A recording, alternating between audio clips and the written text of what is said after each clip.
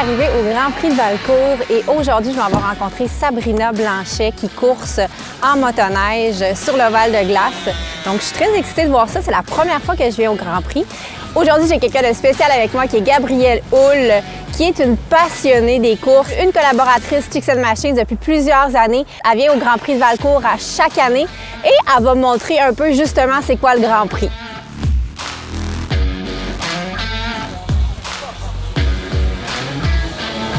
Gab, merci d'être là avec moi aujourd'hui au Grand Prix Ski-Doo de Valcourt. Ça me fait plaisir, j'adore. Mais de toute façon, je serais venue quand même. Une grande fan déjà. Exact. Oui, ça fait quelques années là, que j'en fais une religion. Je suis ici toute la fin de semaine.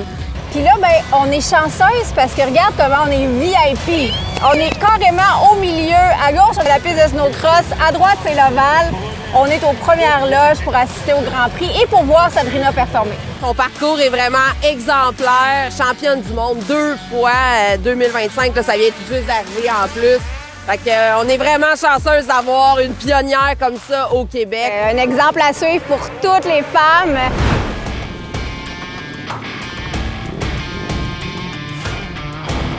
On se dirige maintenant dans la remorque de Sabrina où elle est en pleine préparation.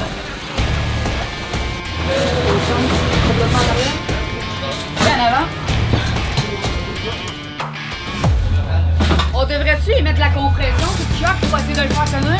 Sabrina, on est dans ton trailer. Tu as coursé ce matin. Oui. Comment ça s'est passé? Dans la première qualification, écoute, on a terminé deuxième. Fait que ça a quand même bien été. Dans la deuxième round, on a eu un peu d'ennui au départ. On va essayer de se reprendre aux prochaines. Puis en vintage, ça s'est pas bien été, on a gagné nos 2 qualifications. J'aime ça que tu dis « on » parce que vous êtes quand même une grosse équipe. C'est qui, justement, qui travaille avec toi pour réussir à faire ces courses-là? En fait, c'est le propriétaire, premièrement, Georges Chanson. Ça, c'est ses motoneiges, c'est son trailer, c'est son équipement. Okay. Puis moi, je course pour eux depuis longtemps. Puis ensuite, j'ai Howard Gifford. Ça, c'est mon gars de moteur puis mon gars de châssis. Ensuite, j'ai Darren puis son fils puis tout le monde, dans le fond, qui nous aide. Mes parents, mon chum. J'ai des amis aussi qui sont là en fin de semaine pour venir nous aider. Fait qu'on est quand même une grosse équipe derrière moi, en fait, là, pour que tout aille bien et qu'on soit performant. Tu as commencé, c'est ça, tu as commencé à 7 ans? Oui, j'ai commencé à 7 ans. Ouais. Puis là, je suis rendue à 29, fait que ça fait une couple d'années que je course. Tu sais, je sais que le Grand Prix de Valcourt, ça a vraiment une valeur pour toi. D'où vient cet amour-là de Valcourt? Valcourt, personnellement, c'est la place, là. C'est vraiment chez nous. Exactement, puis c'est ici que je veux vraiment performer. Et là, prochaine course, c'est quoi? Ça va être Pro Champ, la 3e round, puis ensuite, ça va être les finales pour les vintage. Bien, excellent. On va aller te voir performer sur la piste, puis on va se parler plus tard. Excellent, merci. Bonne chance. Merci.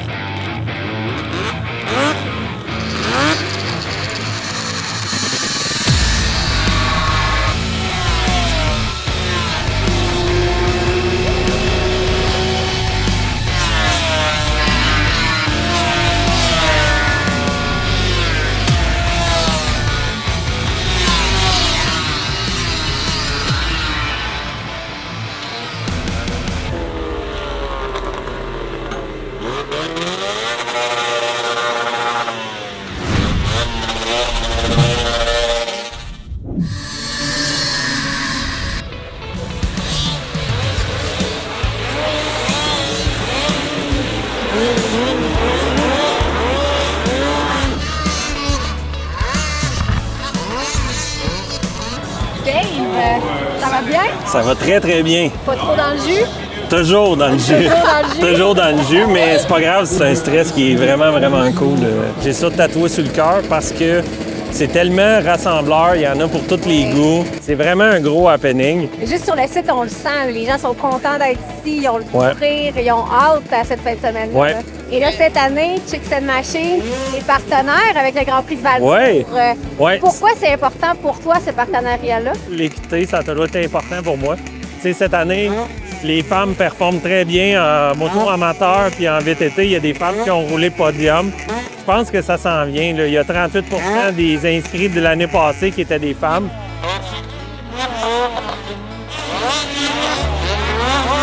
On est aux premières loges, comme vous pouvez voir. On a l'anneau de glace juste derrière nous et on va voir le Sabrina qui s'en va en finale. Let's go, Sabrina!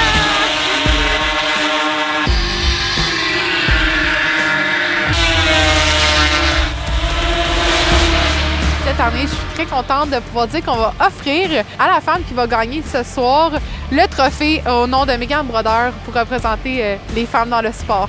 Pour moi, c'est vraiment important de mettre les femmes de l'avant dans le sport parce que, bien évidemment, on est en minorité, premièrement. Puis, c'est important aussi de montrer que même si on est des femmes, nous aussi, on est capable de rider des machines de course. On a pu remettre avec Megan le trophée Megan Brodeur. Fait que j'avais 3 collaboratrices sur cette machine qui ont chacun remis une médaille. De plus en plus, justement, en valorisant ça, il y a de plus en plus de femmes qui osent faire le saut. Fait que, on est pas mal fiers.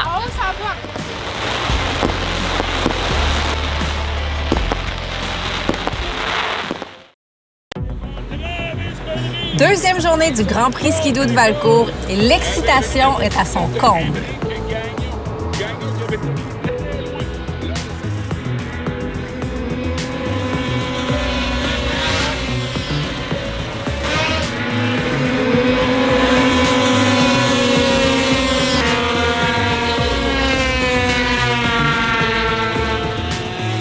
Il y a de l'ambiance, comme on peut bien l'entendre. Et là, on est avec Sabrina.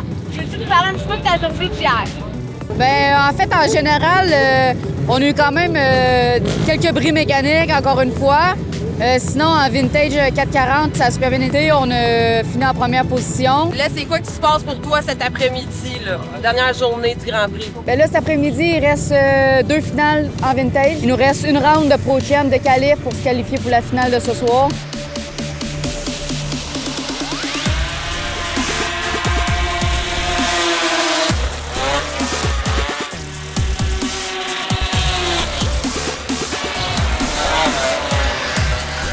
J'aimerais ça faire un petit peu un retour en arrière. Oui. Tu nous as dit que tu avais commencé à l'âge de 7 ans. Oui, exact. Comment est-ce qu'on tombe sur ce genre de motoneige-là à 7 ans?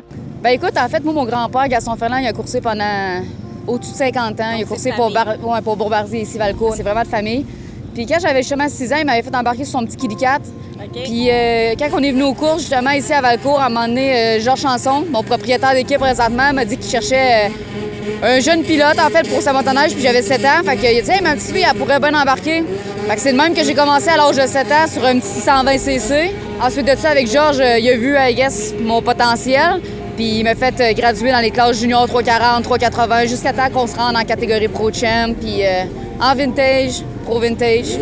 Mais quand j'étais plus jeune, tu sais, il y a beaucoup de gens qui me disaient que j'étais une fille, j'allais pas être assez forte pour tenir une machine comme ça. Fait que j'ai fallu que je travaille beaucoup plus fort pour leur montrer que j'étais capable d'avoir ma place avec eux.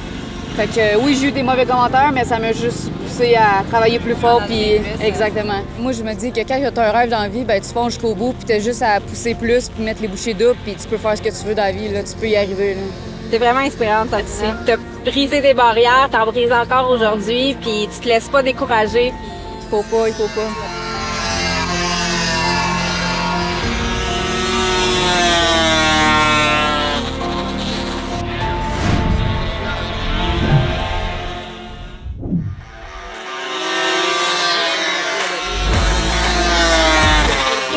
Depuis la dernière fois qu'on s'est parlé, comment ça a été? Pour la catégorie Pro-Champ, en fait, c'était correct. Mauvais départ, on a encore du travail à faire là-dessus. Puis sinon, en vintage, ma première finale pour le Supermode 440, on est allé remporter la victoire en finale. Fait que, good job! On a vu ça en live, c'était parfait. Et là, t'as quand même gagné d'avance. Oui. Là. Oh oui! J'ai quand même une très bonne machine cette année pour le vintage. Là. Le clutching est bon, la vitesse est bonne, les coins, on gère ça. Fait que non, ça va bien. Là, tu sais, on parle beaucoup de motoneige, tout ça, mais qu'est-ce que tu fais l'été? L'été, je fais aussi de la course. Ouais, hein? Je fais de l'ovale encore, mais c'est sur la terre battue.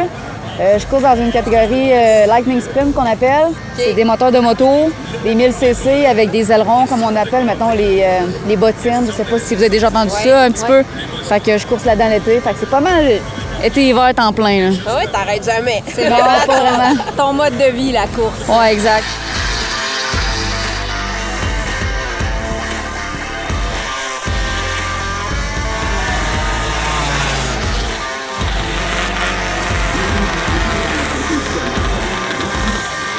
Et termine en première position, the winner, number 79, Sabrina Supergirl Blanchet.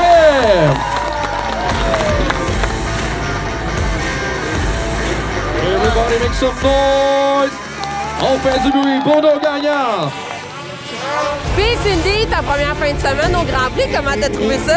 Je trouve ça incroyable. L'ambiance générale, il y a des bruits de moteur tout le temps. Les gens sont heureux, contents d'être là. L'organisation est incroyable. Puis, moi, j'ai un coup de cœur. Ouais. Bon, oui, pour Sabrina, parce qu'elle est incroyable. Son parcours est hallucinant. Elle a brisé des barrières. Elle a continué malgré les difficultés, malgré les commentaires qu'elle a pu recevoir. Mais aussi, j'ai tripé sur les motos. Pour vrai, les conducteurs de motos sur glace sont des grands malades. Et je dis ça positivement, là, parce que pour vrai, juste les regarder, ça donne une dose d'adrénaline incroyable. Moi, j'avoue avoir un gros penchant pour le snowcross. Moi, si je pouvais l'essayer, là, je serais une femme comblée. Donc, moi, voir les filles jumper 10 pieds dans les airs de même. Beaucoup de femmes, ah oui, il y a beaucoup de catégories. Oui. Ça rend très fière. Puis, un shout-out à tous les commanditaires qui appuient nos athlètes québécois, comme Sabrina, par exemple, que RN Sator qui la suit depuis environ une quinzaine d'années. Bravo à vous autres. Bravo d'encourager les gens du Québec.